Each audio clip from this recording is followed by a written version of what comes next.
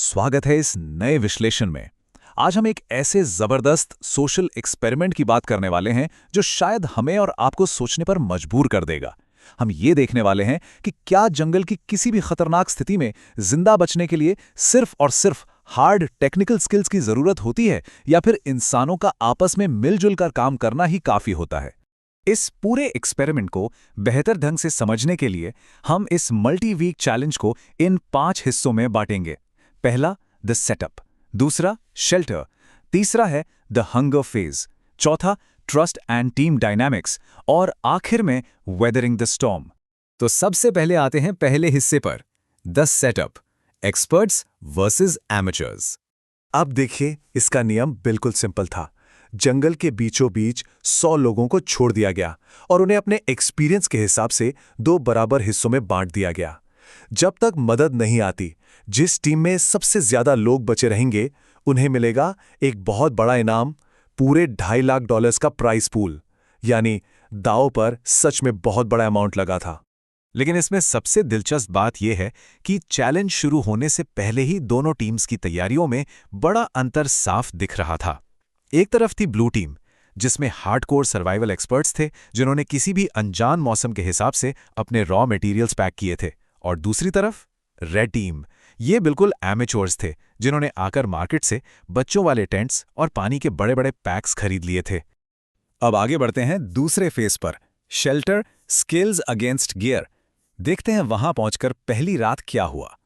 जैसे ही पहले दिन की शाम ढली, दोनों टीम्स की अप्रोच का फर्क बिल्कुल सामने आ गया। ब्लू टीम ने क्या किया, उन्होंने मोटे पत्तों और लकड़ियों से एक नेचुरल शेल्टर बनाने में अपनी पूरी जान लगा दी और वो बुरी तरह थक गए। वहीं दूसरी तरफ रेड टीम आराम से अपने कलरफुल टेंट्स में जाकर लेट गई, जैसे वो वहां कोई छुट्टी मनाने आए हों। लेकिन यहां एक बड़ा ट्विस्ट आया। जंगल की जमीन इतनी ठंडी और गीली थी कि पहली ही रात लोगों ने हिम्मत हारना शुरू कर दिया। और हैरानी की बात यह है कि सबसे पहले टैप आउट करने वाले एमेचर्स नहीं थे।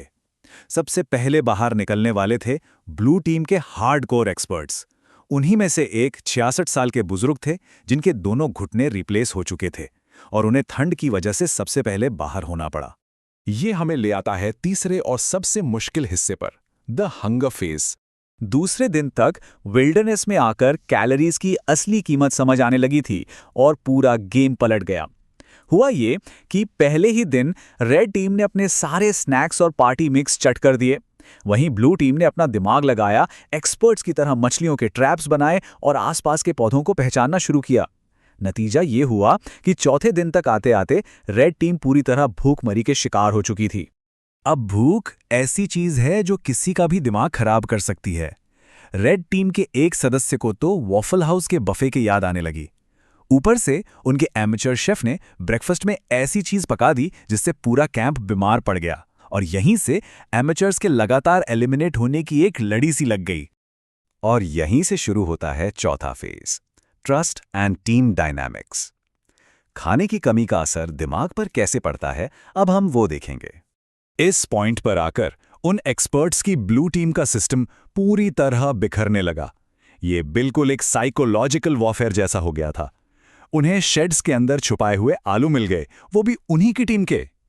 एक अकेले सेब को बांटने के ऊपर लोगों के बीच बहुत कड़वी बहस होने लगी। हर कोई खुद को लीडर साबित करना चाहता था और उन्होंने उन लोगों के साथ खाना शेयर करने से साफ मना कर दिया जो टीम के लिए भूखे रहने को तैयार नहीं थे। यानी प्रॉब्लम उनकी सर्वाइवल स्किल्स नहीं थी, प्रॉब्लम उनका ईगो था। सोचिए, 50 सर्वाइवल एक्सपर्ट्स एक साथ मिलकर किसी की अथॉरिटी सुनने को तैयार ही नहीं थे। आपस में ऐसी टकराव और फ्रस्ट्रेशन बढ़ी कि इसके चलते कई लोगों ने परेशान होकर खुद ही कंपटीशन छोड़ दिया। लेकिन जरा दूसरी तरफ देखिए, रेड टीम में इसका बिल्कुल उल्टा हो रहा था। वो नेचुरली एक दूसरे के और करीब आ गए थे।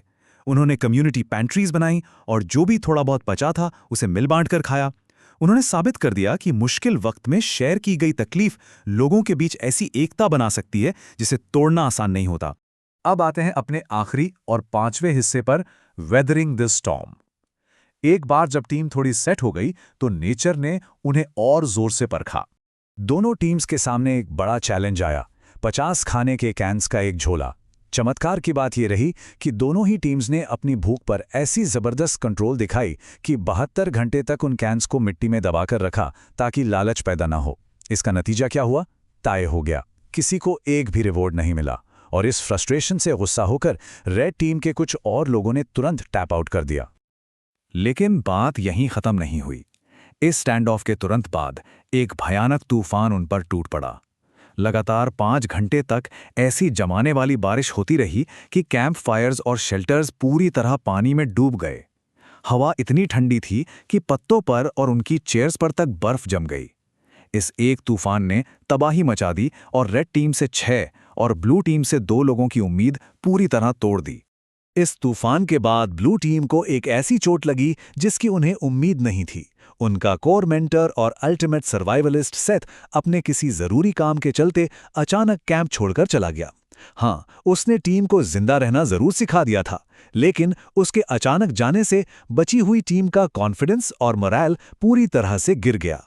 किसी तरह 14वें दिन तक सरवाइव करने के बाद इन भूखे और हारे हुए लोगों के सामने एक नया खतरनाक खेल शुरू हुआ जिसे कहा गया द बक्स चैलेंज। इस चैलेंज के नियम बड़े ही अजीब थे। एक बहुत ही जरूरी सर्वाइवल आइटम उनके सामने खुलेगा।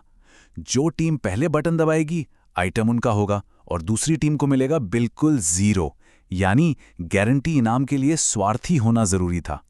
लेकिन अगर दोनों टीम सब्र रखें और आइटम को रिजेक्ट कर दें तो उनके लिए एक और नया, शायद और भी बेहतर बॉक्स खुलेगा। और इस पॉइंट पर दोनों टीम्स ने जो डिसिप्लिन दिखाया वो कमाल का था। दोनों तरफ के लोगों ने जो बुरी तरह भूखे थे बटन दबाने से साफ इनकार कर दिया। उन्होंने एक के बाद एक मछली पकड़ने का गियर, बर्तन और यहां तक कि चॉकलेट पीनट बटर कप्स आने पर भी उन्हें ठुकरा दिया। ऐसा सेल्फ कंट्रोल देखना सच में हैरानी भरा था। आखिर में अगर ध्यान से देखें तो समझ आता है कि रेड टीम, जो कि एमेचर्स थी, उसने इतने खतरनाक हालात में हार क्यों नहीं मानी। इसलिए नहीं कि उन्हें सर्वाइवल की एडवांस टेक्निक्स आती थी, बल्कि इसलिए क्योंकि उनका एक दूसरे के साथ बॉन्ड बहुत सच्चा था। उन्होंने कैंप का मुलाल बनाए रखने के लिए आगे बढ़कर साथ में गाजर और चाइव्स पकाईं। उनका आपस का ये इंसानी कनेक्शन ही उनकी सबसे बड़ी ताकत बन गया। तो इस पूरे विश्लेषण को देखने के बाद हमारे पास सोचने के लिए एक बड़ा सवाल बचता है। जब एक इंसान से उसकी सारी सुविधाएं छीन ली जाती हैं और सब कुछ एक्सट्रीम हो जाता है, तब आखिर क्या मायने रखता है? क्या वो सच में आपकी एक्सपर्टीज और हार्ड टेक्निकल स्किल्स हैं, या फिर सिर्फ एक सिंपल इंसानी कनेक्शन, एक यूनाइटेड टीम जो किसी को भी किसी भी हालात में आगे बढ़ते रहने का जज्बा देती है? ये सच में खुद से पूछने वाली बात है। आज के इस विश्लेषण में बस इतना ही।